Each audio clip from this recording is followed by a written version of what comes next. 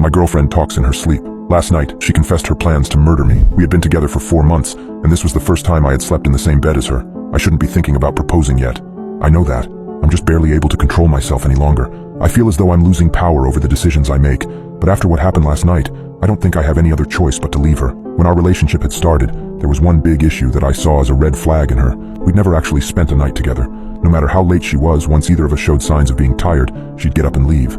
She wouldn't leave awkwardly or in anger, just a casual kiss. Good night, a smile, and a call me soon. It was something I didn't really even notice the first few times she did it. But after almost 8 weeks of dating, it was becoming strange. I'd have to ask her about it.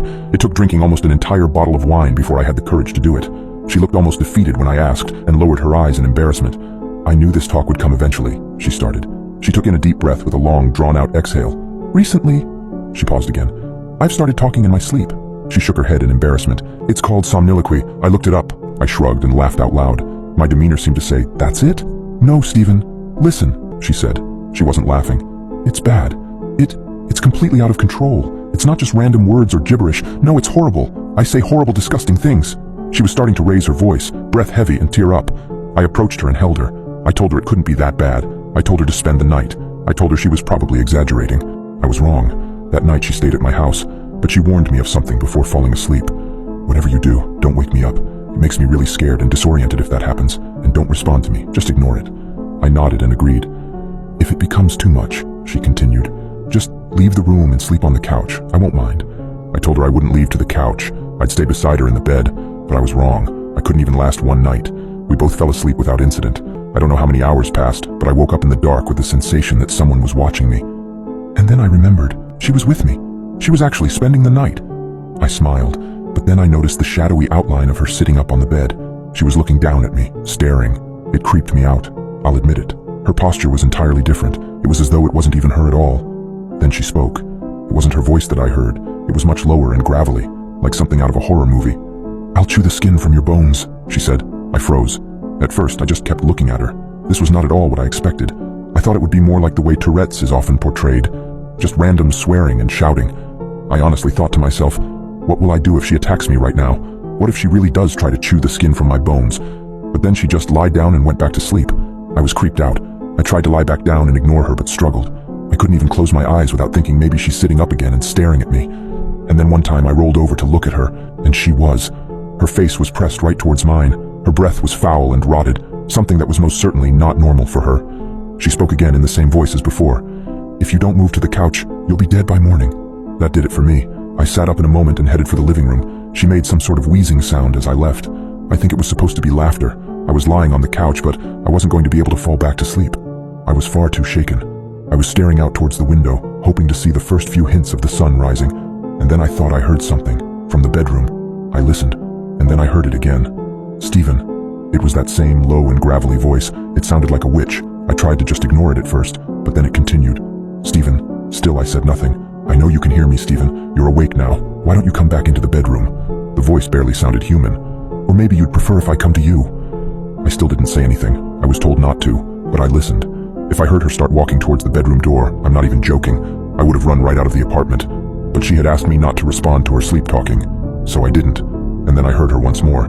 Sorry if this spoils your plans. She began laughing. The two of you were supposed to walk that trail again. She started. I wasn't even remotely prepared for what she'd say next. You'd both be so tired when you'd reach the top. You'd look over the city, then you'll get on one knee and bring out the ring. She began laughing. And that's when I realized this wasn't just a problem with sleep talking. It was something much more, something supernatural. I had never told anybody about my proposal fantasy. There was simply no way she could have known about any of it. This was no longer about merely talking in one's sleep. This was about possession. I can't go back into the bedroom. I have no idea what would happen if I did. Instead, I'm going to wait it out, holding up in my living room until the sun rises. I have a couple more hours yet. I can hear her laughing occasionally in the bedroom. It's still not her voice. Still that same low-pitched cackle. But as I sit on my couch writing this out, here's what scares me the most. Maybe my infatuation and utter obsession with her wasn't normal. I said before that I felt like I was losing control of myself. More so, I believe, than the typical falling in love story. No, I fear that the infatuation I felt was the entity slowly taking control of me, of it controlling my thoughts, fears, ambitions, and anxieties. Maybe once I become completely absorbed, a transfer would occur, and she would be free of it. I know I should leave, that I should open the front door, get in my car, and drive away from here. But I can't. I can't leave her. I've already lost control. As the sun finally started to rise, I found the strength to push myself off the couch. My mind raced with fear and worry. I'd been up all night listening to her deranged laughter from the bedroom. There was no denying it now. This was something more than simple sleep-talking. As the morning light filtered in, it illuminated her silhouette in the bedroom doorway.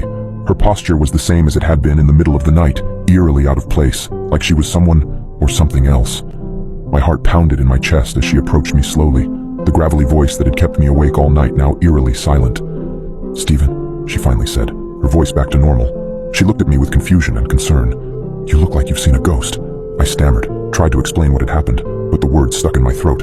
Her confusion turned into a look of fear, but it wasn't just fear, it was recognition. "Stephen," she whispered, taking a step back. Her eyes were filled with terror, but not at me. She was staring at something behind me. I felt a cold shiver run down my spine. Slowly, I turned around. The sight that met my eyes was even more horrifying than anything I could have imagined. It was my reflection in the window, but it wasn't just me I was seeing. Behind my reflection, another figure overlapped, shadowy and ethereal. Its eyes glowed with a menacing red, a smile of pure malice etched on its face. Its hand reached out from the reflection, resting on my shoulder in the real world. I spun around, but there was nothing there. The room was empty except for the two of us, but when I looked back at my girlfriend, I saw real fear in her eyes, and then she spoke, in that gravelly, horrifying voice. "So you've finally seen it, Stephen, the thing that's been pulling your strings." And with that, the entity in my reflection started to laugh, its bone-chilling cackle echoing around the room. It was the last sound I heard before everything went black. As my consciousness slipped away, I realized the terrifying truth. I was not the observer, but the host. The entity hadn't been possessing my girlfriend. It had been in me all along, and my obsessive love for her was not mine, but the entity's trap. I'm infatuated with myself. Utterly infatuated.